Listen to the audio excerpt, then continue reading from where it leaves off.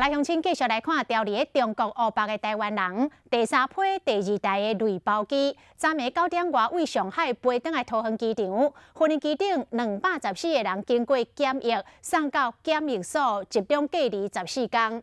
指挥官陈时中连续第2天来坐镇，再一次顺利完成任务。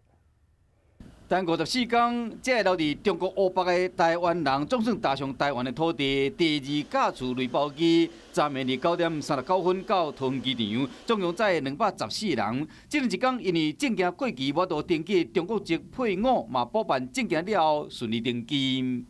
第2架次类包机总共有2名中国籍配偶甲1个囡仔，因为证件过期无登上飞行机。第2批214个返来台湾的国人内面，有几十个囡仔，拢对因老爸老母乖乖排练。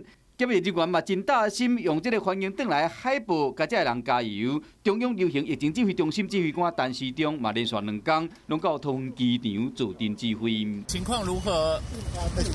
不知道，至少昨天我们的153个全部都阴性。 那今天看看应该还好，所以今天还顺利吧？对，当然都很顺利，整个大家都已经做过很多次了。